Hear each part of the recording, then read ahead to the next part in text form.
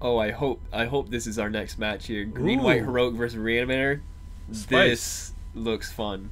All right, Green White Heroic, built on a keyword from Theros block. Whenever you target the creature, it gets +1/+1 Yep. counter. So Green White Heroic, basically small white creatures that get big. Exactly. Yep. I think the headliner here is the 1 mana 0/4. Centaur, yes. Yep. And we'll have to see that one on the screen because I'm not able to pull the name of that one right now. But yes, it's a 0/4 heroic creature that starts getting counters on it and counters on it. And then you have the Theros enchantments that put counters on it when they attack, and then draw you cards or gain you life or whatever bonus they give you when they hit a certain number of counters on it. Against Dason, who's playing Reanimator, a deck that can get big stuff on the table scary quick. Really fast. Yeah. So I wonder what he is. Usually in Pauper, what I see as far as being reanimated is the common Eldrazi with Annihilator. That's usually Ulamog's Crusher. It's an 8/8 Annihilator 2. Annihilator 2. Yep. That's usually the suspect here. Yep. You just get them in the graveyard with a 1 or 2 mana spell, and then you reanimate it when your opponent has no graveyard creatures to reanimate. So I'm going on a limb and saying these both are 2-0. Hopefully Jake can confirm or deny that for us. But this is our last round. Yep. So we're going to be watching the top tables probably. And this looks like a really fun matchup. I'm really excited for this one. This should be good. And again, we see Dason at the top table here. What is with this kid? A rising star. So we'll see how he does. Players here just rolling dice to see who will take the play, meaning who will go first, basically. I remember when Dason started coming here with his dad and didn't even know how to play. And now his dad beats me at Magic. Well, his dad's come a long way too. He's picked up the game pretty well, which is nice to see a father-son team learning together. So. Yeah. Luckily for them, Other Realms, we only do 3 rounds. When I brought my son to Magic and he started playing, the store I played at didn't close until 2-3 in the morning on Saturday. That's the kind of Magic I like to play. It's oh, endurance the sun is coming magic. up? Yeah. I think we should quit playing now, guys. The sun is up. Time to go home. Already getting a glimpse of Seeing a lot of red. players' hands here. There's a swamp, so he's got the lands and the colors he wants on Dason's side. Looks like Tony is looking his over. I see 3 planes on Tony. Okay, so he has Exhumed to get the stuff back, 2 of them. He's got a Tormenting Voices to discard, and he's got a Dredge card in the Stinkweed Imp. So that's a good hand. Yeah, and Dredge being a keyword. If you would draw a card and that creature be in the graveyard, you may return the Dredge card to your hand, and if it's Dredge 5, you dump that many cards into your graveyard. Correct. And here we get a look at Tony's hand, Green White Heroic. The Laguna Trailblazer. Ethereal Armor, so maybe some enchantment sub-themes here. A Wingsteed Rider, I think. You know what? Actually, that makes a lot of sense. A Green-White Heroic deck, almost like a Boggles deck. Yeah. It's a fun deck to play. With the cartouches, the green and white both being extremely powerful. It's a very good, fun deck to play. Okay, so there's the 0/4 Centaur for 1 mana. Dason getting a look at the creature there. Maybe we can get that one up on the screen. Laguna Trailblazer. Lago. Here comes a Tormenting Voice. He's trying to get some stuff into his graveyard, namely the Dredge card. And these Tormenting Voices, these sort of cards for Reanimator are just key cards, allowing them to draw additional cards and dump so cards in their Stinkweed Imp graveyard. is in the graveyard. He's opting to Dredge 5 instead of drawing off the Tormenting Voice. And we can see he's already got the Crusher in the graveyard here. First card to hit the bin was the Crusher. Extremely fast start here. Which means he's going to have a turn 3 Ulamog Crusher. Because he has Exhumes in hand. A lot of times you'll see the Reanimator players have a larger graveyard than anything else, and they'll spread it all out all over the mat. Dason choosing to consolidate into one big stack here. He knows what he wants. Yep. All right. Ethereal Armor. That's going to trigger Dason Heroic. ready. So the 0/4 becomes a 1/5 with 1/5 plus the Ethereal Armor bonus. Ethereal Armor bonus makes it a 2/6. 2/6. And a 2/6 is going to be With really first hard strike. to get through. Well, not if you're an 8/8 Annihilator 2. Good point. But that shouldn't have haste next turn, so maybe if he gets it big enough. I did see an interesting card also hit Dason's graveyard. Uh-oh. An enchantment. Alright, here's a swing for 2. You find that enchantment. I'm going to keep watching the game. That. For those of you watching, we're coming to you live from Other Realms in Honolulu, Hawaii. This is our Friday Night Magic Pauper tournament. This is our last of 3 rounds. Dragon Breath is the card. Dragon Breath. That's an outstanding card that gives haste. And it comes back from the graveyard if a creature with mana cost 6 or more is put into play. Which the Crusher... Look at that. It's like they were put there together for a reason. So Exhume bringing back the Crusher bringing back the Dragon Breath, giving the Crusher haste. This is going to be... Tony taking a look at it. A brutal turn here from Dason here. Just so fast. Now the Annihilator trigger goes on the stack when it's declared as an attacker. So even before blockers. He's got to stack Tony 2 has permanents to now. sacrifice. And correctly valuing his lands. Yep. If you lose your lands, you can't play Magic. Now, I don't know if he does, but I'm hoping maybe he has some sort of pacifism effect or something. Yeah, I hope so. Exiling. It's going to be a quick game. Yeah. He's going with the creature. So he's going to have to sacrifice 2 permanents again next turn. He already took 8 damage, so he'll be down to 4 life after this next turn. That's if Dason does nothing else, which he's going to do something. So there's the land. We'll see if he does any plays before attacking. I see 2 Stinkweed Imps in hand. Alright, so casting the Stinkweed Okay. Imp. You don't see that all the time. They're worth a lot in the graveyard, in addition to being a Death Touch flyer on the board. So here's the attack, Annihilator 2 trigger. And just like that, Tony's down to 4. And I believe that was a Wingsteed Rider Tony had on his side. It's another heroic creature, but a 2/2 with flying. Dason getting the extra saucy fire breathing off the Dragon's Breath for an extra point of damage. Yeah, these 2/2s and 1/1s are going to be no match for the 8/8 Annihilator 2 Eldrazi. I mean, these Eldrazi, when Wizards of the Coast first printed these cards, were just brutally overpowered for their... There's a reason they didn't put Annihilator in Battle for Zendikar. Right. It looks like it ended up a lot stronger than I think they thought it clean was. sweep here from Dason, getting game 1 in extremely fast style. Well, that was a turn 3 8/8. That's going to be difficult to see if Tony has any answers for that in his sideboard. Yeah, he is in the right colors. Yeah, even a pacifism will do it. Yep, he's in the right colors. White has good, cheap removal spells for large creatures. He just has to get there. So I saw something interesting in Tony's sideboard, Sundering Growth, which is an instant speed, destroy target artifact or enchantment. You can also populate, which I don't think is going to matter in his deck. But getting rid of the Dragon's Breath the turn it comes out could stop combat, yeah. You know, it could stop it for a turn. Yeah, buys him time, and a lot of times that's what you need. The Annihilator 2 is taking his time away. It takes resources, and he needs to get those turns with the lands before they go away. And Dason looking at some duresses here. Just another extremely powerful common, you know. Some of these commons are just absolutely ridiculous in power level. So just because it's called Pauper and, you know, it's the cheap format, there's still some powerful cards, some powerful decks. I mean, you can do broken stuff. We just witnessed it, Dason, a turn 3 8/8. Don't let the rarity mislead you. You can get pretty crazy in Pauper. And it's a wide open format. You can do whatever. Who would have thought a 0/4 Centaur? Exactly. And, you know, Heroic is a newer deck, so I mean, players are always brewing with Pauper. Yeah. The format has not been defined by any means.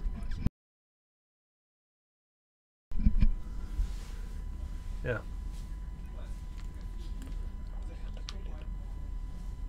So we got these two doing sideboarding. Now, the first 2 rounds were easy to pick. They're bringing in the Hydroblast, they're bringing in the Pyroblast. Right. Dason, we saw moving a couple duresses. Which I think is interesting. So the Heroic deck kind of attacks on an angle where they're playing a lot of creatures and things to buff the creatures, but not a lot of interaction. So Dason maybe preemptively siding these duresses in to answer anything Tony might be sideboarding in. which is just, you know, this really, really next level stuff from Dason. Just extremely impressive, especially for his age and how long he's been playing. Now, looking at Tony's hand, the white cards are Obsidian Acolytes, which is a pro-black creature. The green cards are a Void Fate, and I'm going to have to look that one up on my phone. It's a card from, I believe, Legends, and then reprinted maybe in Time Spiral. A Void Fate. We got it up here. Look Yeah. at Jake, so fast. He's got a keyboard. Counter And target. he lives in the internet. Counter target instant or aura spell that targets a permanent you control. So he was looking at those and the Obsidian Acolytes. Oh, I'm not sure. I don't think those come in. Yeah. I'm not sure what he did. But We also saw them face up on his mat, so that makes me think you don't. When you're sideboarding in these cards, don't you want want them a to see what you're surprise bringing in. factor. Yeah, you don't want them to see, hey, I'm bringing this in. Yep. Basically, I just wanted to let you know I knew that was a Void Fate. Because that's not a card you see every day. It's not. So, Tony likes to dig into the archives for some of these cards. He brings a lot of nice looking stuff. So, It's one of the few green, you know, counter spells that you can Yep. have in Magic. Yep. Not green, not really known for their counter magic. it's like playing a Mana Tithe in Commander. I love Nobody Mana expects Tithe. off-color counter spells. Dash Hopes. Yep, there's the black one. Now, I just got word both these players are 1-1. 1-1. Okay. But since we only have 3 rounds, we do want to get as many people on camera And as we I'm can. glad we got this matchup Yeah. on camera. This is a really, really Interesting decks. Interesting decks here. So I do expect that Ryan is playing against another 2-0 player right now. Mm-hmm. And we will get the results. Whoever wins the tournament in the end, we will try to have them in here. I wonder who Dason lost to, and I'm just wondering that because a turn 3 8/8 Annihilator 2 is. That's pretty strong. What is the other player doing? Yeah, it's Pauper. They can be doing anything. You don't know. So maybe we'll find out. When are we gonna get that light? All right, we got Reese coming in to visit us. Say hey, Reese. Hey, what's up? Reese, I hear, is a Pokemon All-Star. Oh yeah, for sure. So, but we are in the middle of sideboarding right now. Looks like Tony's all done shuffling. We're still waiting on Dason to finish up. Dason off to a lightning fast win in game 1, and Tony, we're going to see if he's able to put up a sufficient defense against it and take the initiative. So, dealing out hands. Hopefully no mulligans. Always hope for no mulls. Especially no mulls to 5 with 4 lands. That's horrible.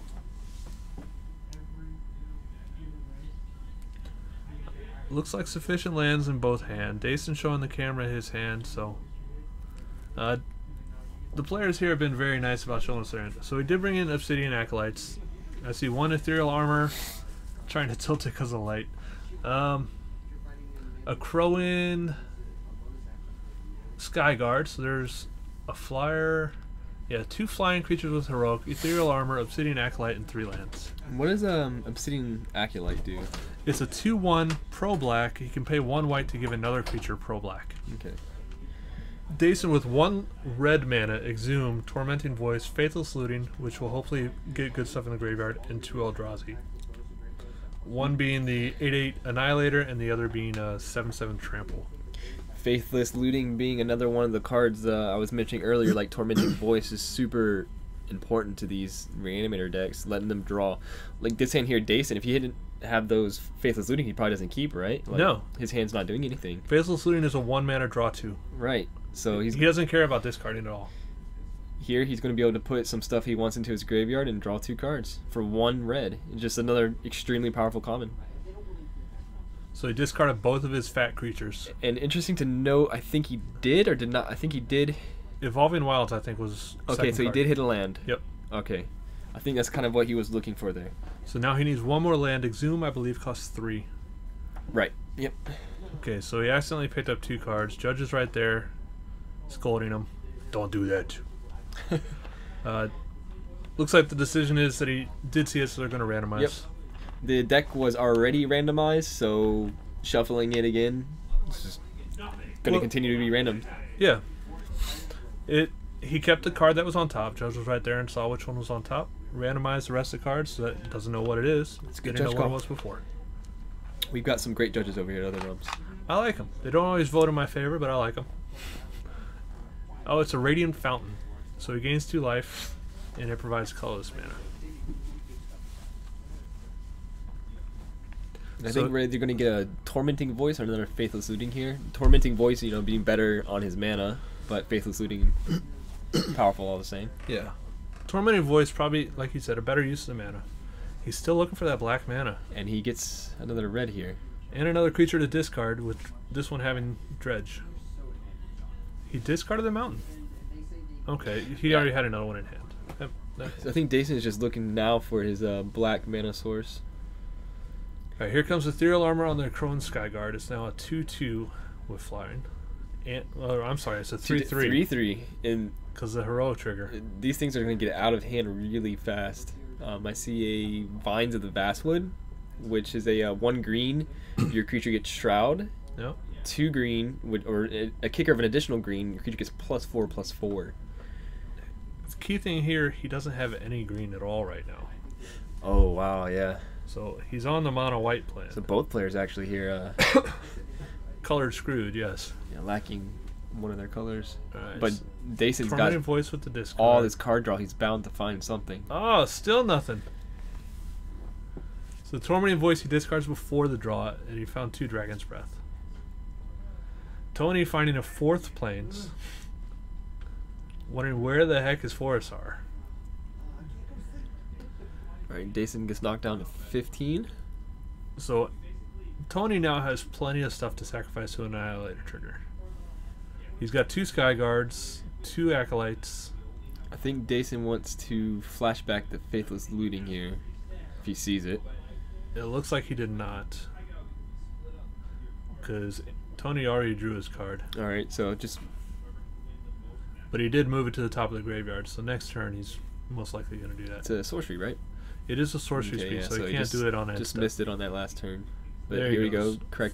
correctly identifying what he needs to do. No swamp. This is crazy. How many cards has he gone through? 3 Faithless Lootings, a Tormenting Voice, He had the Exhume. no swamps. He has the Crusher on the board if he finds a swamp. Alright, so that's a Neonate. So his deck doesn't just automatically win on turn 3. No, apparently You need your lands. who knew? So that is a 1/1 Menace. And- Insolent Neonate. Thank you. I couldn't remember the first word. Tony's board here, he's going wide, and it kind of gives him some insulation anyways now. I think Yep. this game is slipping away from Dason, but Dason's going to fight it here. I don't know. It looks like he blocked and then sacrificed, so the Acolyte survives. But he sacked the Neonate to draw a card. Still trying desperately to find that swamp. All right, so Dason picked up He a found a Lightning Axe here. lo- I don't Lava know if axe. that's going to Yeah, do it, lightning though. axe, you're right. No, He needs at least 2 he needs 2 interaction spells here to live through the turn. he's down to 4 already. Tony went super wide and it's just doing it. Dason showing Dason's obvious gonna- frustration. He's going to flash back the other Faithless Looting, I think, here. And if he hits black on here, we'll see. I believe that was a black-red land, but it comes in tapped. So if he would have Faithless Looting that the first He would have turn, had it. He would have gotten that land last turn. Yeah. Yep, Bloodfell Cave, so he'll gain a life when it comes into play. Here comes the Lava Axe to get rid of a creature, but at 4 life, he can't get rid of enough. Well, I think if he gains a life, Or Lightning Axe, sorry. if he can kill that creature and gain 1 life, that'll put him at 5. And he's got 4 coming across. Those are 2/1 Acolytes, if I'm not mistaken. Yeah, I'm not familiar with the Acolytes here. Obsidian Acolyte. It's a 1/1. 1/1. So yeah, that's 4 Dason's- damage. All right, so Dason is actually he's still in it. Hanging in there, and he's got the Crusher All coming right, next we'll see turn. if Tony He's got can finish mana. him off here. No, it looks like Put Tony's him down to passing the 1. turn. Okay, but I mean, Tony still being at 20, he can just sacrifice his lands at this point and take the damage. He's not worried too bad. He just wants to dodge. This has been a crazy game. Dason on no black, Tony on no green. Dason's been drawing like crazy, and still has only found that one black source. There's the second black.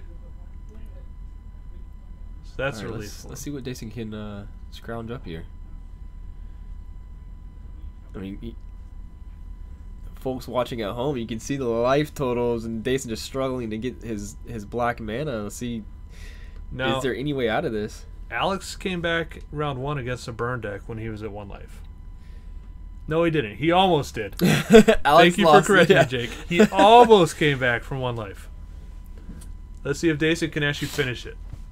All right, so he's got the Crusher. Crusher's in play. Comes back with the Breath. Yep. Now, like you said, Tony has lots of stuff he doesn't mind sacrificing. You know, maybe Tony will just sacrifice all his creatures. You never know. He is a nice guy. Who knows? So Annihilator's going to go on the stack here. Tony has to sacrifice 2 permanents. He's doing it. He's sacking all the creatures. Alright, so he sacked the 2 creatures that don't have flying. Pro Black isn't really doing much. All of Dason's stuff so far has been... Yep. Dason just wanted to show off the power of his deck again. This is what I can do. See what I would have done 5 turns ago if I had hit a swamp. Tony putting up a good fight, though. He was only half of his deck that game. Yeah, so we saw in a previous game a Relic of Progenitus. I think that was Anthony versus Alex. Yep. Anthony brought it in to attack his graveyard. This deck that Dason on is the reason you play that card in your sideboard, to just completely wipe out their graveyard. If you do that, they have no play. They have no game. Most of Dason's resources are in the graveyard. Right. The Faithless Looting. Yep, Faithless Looting. The Stinkweed Imp. The big Dredger. fat creatures. So yeah. So something like that from Tony would just be brutal here. We haven't seen it. This is our... He would have brought it in during game 2, though. During game 2, for sure, for sure. I would think. Those of you watching on Twitch, thank you for joining us. This is our last round. Hello. Of Pauper. I'm Andy. This is Steven. And Captain America. We'd like to say aloha to y'all joining us. Appreciate you coming over to our neck of the woods to watch our Friday Night Magic. Aloha and mahalo.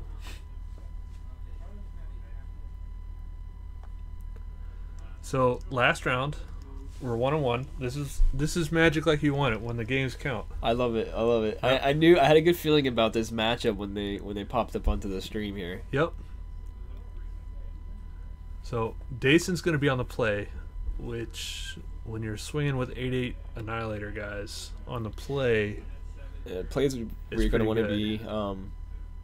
Tony's going to be behind a turn, and I think he really wants to get ahead of turn as far as when it comes to the Annihilator triggers. We saw that game. Once he had enough stuff to throw away to him, he was okay. I really would like to see the white cartouche come out of Tony's deck, giving him 2 permanents to sack to the Annihilator, and for 1 just card, really going wide. Yep. Also works well with the Ethereal Armor, so interesting to see if that's in his deck. All right, Dason, being a very nice live coverage guy, showing us his hand. I do see 2 lands. One of them is a bounce land, the Rakdos Carnarium. Looks like a Siphon Life, Lightning Axe, Faithless Looting, Insolent Neonate, and a Dragon Breath. So his lands are a little slow, but he's on the play. Yep. And he's got that Faithless Looting, so I think that's a keep.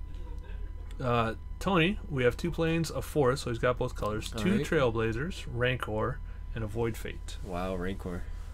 I love Rancor. In a deck like this, that's something you want. It's Is this the first game we've seen green?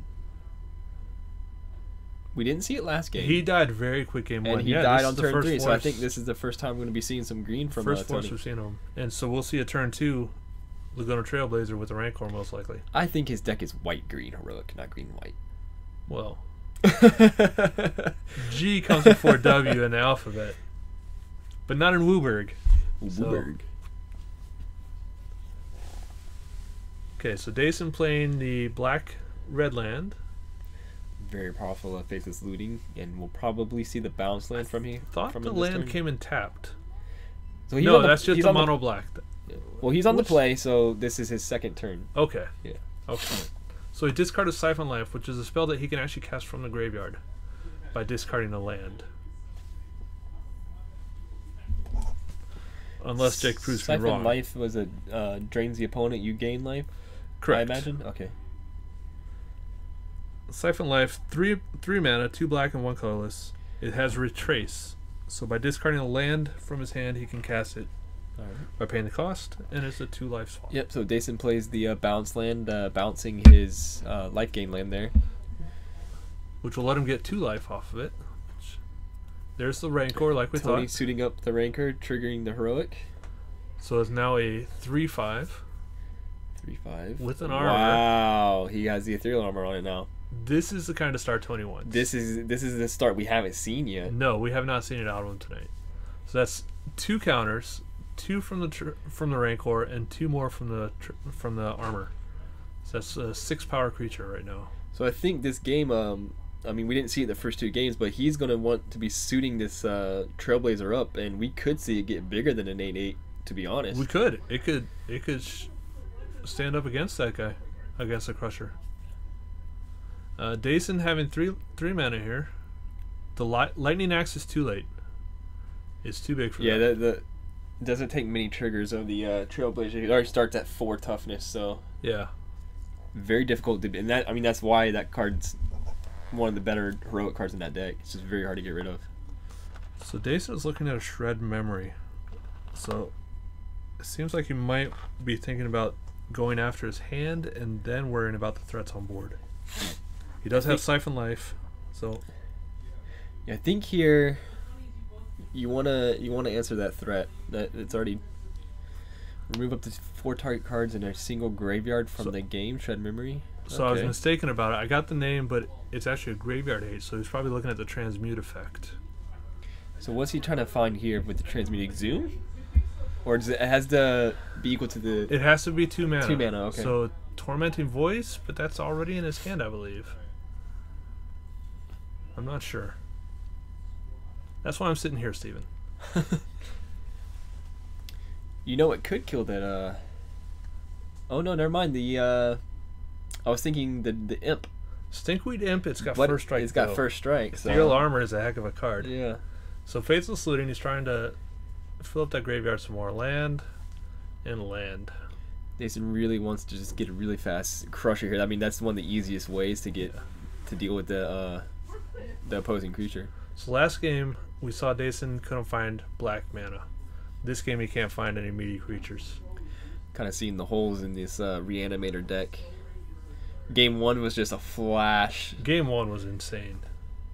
If you get a chance, go watch the stream on Game 1 if you want to see what that Reanimator deck does. 'Cause It's amazing.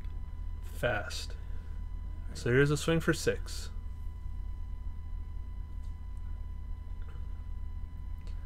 All right, let's Then make it 2. post-combat, there's another Trailblazer. He still has the Avoid, Fate, and it looks like a Winged Speed Rider in hand. Did Dason draw another land? I believe so. So 3 mana, flashing back. Faithless Looting again. For those of you tuning in, we're in Game 3 of our last round. Both these players are 1-on-1. We're trying to get all of our local players on screen and All right, so I think we give them see a chance to shine. 2 Gurmag Anglers here, which is another way to attack. Instead of reanimating a large creature, just use your graveyard as a resource. You're already dumping your cards in there. Yeah. And either one of those, when it enters the battlefield, as long as he doesn't exile Dragon Breath, it's going to have haste. Because Gurmag Angler costs more than I think 6. Dason wanted to tap the mountain there instead of the swamp, though, to flash back that Faithless Looting. He's going to be unable to cast the Gurmag Angler. Well, he looking at the Insolent Neonate. Okay. I was a Which- huge fan of this card in Standard. Yeah. It's had a couple of big moments. I think he's playing Modern Dredge. Haven't seen much Modern Dredge lately, but yeah, it's definitely in that deck. And there's just too many ways to attack the graveyard in Modern. Yeah, I think Hollow One is the only deck right now that's really doing well against all the graveyard hate. Alright, so he's throwing it in front. It's got trample though, which I don't know if you remember that it has trample. so if he sacks it, he's going to take the full amount of damage anyways. If he leaves it, he's going to take the full amount -1. Yeah. I think he's planning on sacking it, but yeah, it looks like he chose not to actually commit to that block. He just took the 6 damage. Wingsteed Rider sets a 2/2 flyer, and Dason's at 3. Alright, this is the turn for Dason. Is that another angler? He can take a hit from the flyer. He can take 1 hit from that flyer for now. But If it doesn't get a heroic trigger. Correct. But he's got to answer this. That 6, Yeah. 10, or Trying to add it up. that crazy large trampoline centaur on the ground. 6/6 is what I'm getting. Could be wrong. I've been wrong multiple times already tonight, but pretty sure 6/6. It should be like 6'10" or something, right? Well, Jake is telling me I'm wrong. That it's a 6/8 trample. 6'8", strike. yeah. Jake is just loving tonight. All right, so Tony has no tricks as we can see, aside from an avoid fate, which I don't believe he can. Yeah, his hand's on the table, anything basically. Yep. Yeah. Now Dason doesn't know that, Right. but so if you can get the angler down, that will be enough to suck up all the damage from that big centaur. But he's just in a very tight spot right now. So like you were saying, he's going to delve everything except for the 2 enchantments and the Siphon Life. Mm-hmm. Does this trigger the... It triggers Dragon's Breath. Okay, so Dragon's Breath can come back if he chooses so. Which he does. Which he didn't need to, because right now he's looking more to block with that. Right. So I think Tony here actually, with Dason just having a 5/5, if he gets something, he wants to put it on the 0/4. Did you see that draw? Vines of the Basswood. That's he's got a 2/2 flyer. Yeah, I mean he could That's just. game. So now all Tony's doing is thinking, what does Dason have for 1 red that can stop this? Yeah. You see, he's only committing 1 creature, and Says, what do you got? he has the avoid fate, I don't have anything, Dason says. so he can counter a spell and he can give the creature shroud. Both of which will save it. So there's the pump. Now if Dason responds to this, Alright, Lightning Axe. there we go. Lightning Axe. And there's the avoid fate. Counter target spell that targets it, yep. Like he planned it. That was great. Great timing. Great sequencing from Tony. After game 1, I would not have seen that. Yeah, Dason stumbling just a little bit. Well, kind of a lot game 2, but just a little bit here on game. We saw his opener. He had a good hand. Yeah. Stumbling just a little too slow. Did start to get off there, but Tony already had such a Tony had the large beats board presence, yeah. And then the green counter spell to back it up. That's a flavor win. You got to feel good when avoid fate wins you the game like that. Yeah. That was a fun one to watch. I liked it. Tony set his own fate there.